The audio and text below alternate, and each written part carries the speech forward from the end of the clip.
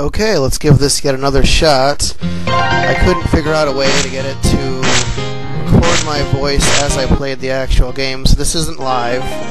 This is just me watching a recording of myself playing and commenting over it. The game I've chosen to play for my first Let's Play is Touhou 10 Mountain of Faith. This game is pretty much like the other Touhou games, and I don't believe anyone's done a Let's Play of it so far, so it seems like a reasonable place to start. It's not an RPG or any other game like that, so I think it'll make a pretty decent Let's Play, and maybe I'll get better at the game while I do it. I could even go so far as to pick completely crazy challenges for myself, besides just playing the game on normal. For example, I could play Shoot the Bullet, and I could try to beat that game, and man, it'd be a death fest. You might hear some obscenities from me out of that one. In fact, you'll hear some obscenities from me even when I'm just normally playing the game. Won't that be fun? So, I've chosen to play as Reimu A because I have not continued cleared this game on normal difficulty with Reimu A. As you can see, this is the basic homing model. Got the 4 options there, and they're shooting the homing bullets while I just shoot straightforward bullets.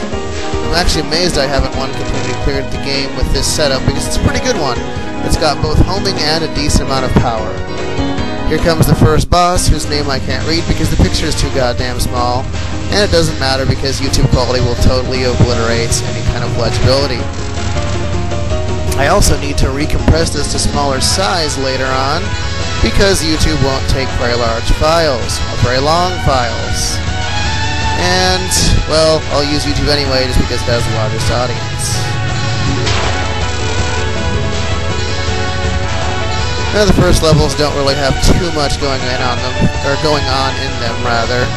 This may look impressive, but it's not very difficult. It's mostly just there for show, as a lot of Touhou stuff is.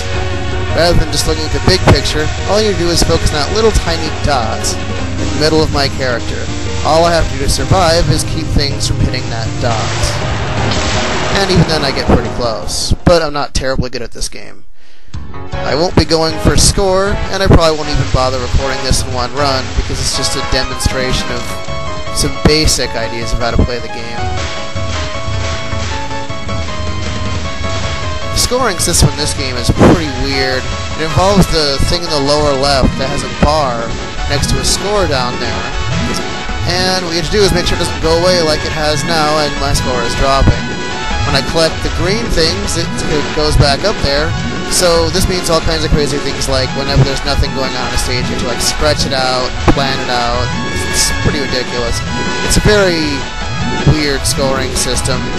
It's not nearly as advanced as the one in the 8th game, which no one seems to care for, but no one seems to care for the scoring system anyway, but I think it allows for both easy play and extremely difficult play if you're going for the high score.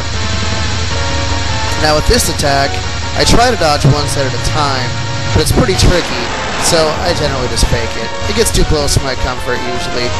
If I'm seriously doing it, I should probably bomb. Or if I'm really seriously doing it, I shouldn't and just do the whole thing over if I die to that crap. You generally don't want to die to the first 2 stages or use any bombs, although using bombs is okay in this game because you get them back so quickly. In this game, using the bombs uses up your power. So, for example, if I use a bomb now, I would go from 5 to 4 power, which would not net me any option loss, but if I had 4 options and I used a bomb, then I'd take it down to 3 options, and that would be annoying. But it's better than dying. The bombs are all the same, and there's no more personalized bombs, which is bad, and there's no more grades, which is also bad, and there's no more spell card practice, which was only in one game anyway, but still, everyone liked it.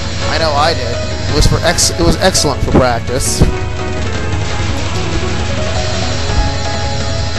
There's not really too much to say so far. This one's probably your hardest one to dodge, but you just look for the big clumps and, dodge the big clumps, watching out for little strays. If you have trouble with this, honestly, you're not going to be able to continue to clear the game. This should be pretty child's play if you have a serious shot at continue clearing it. The hardest stages are, 4, 5, and 6. So you have problems with stage 1, 2, and 3, then you need some work.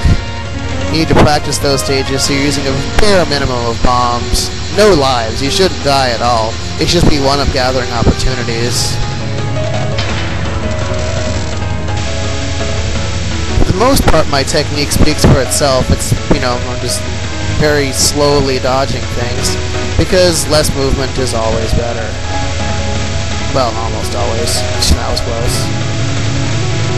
That one you can even see graze my hitbox.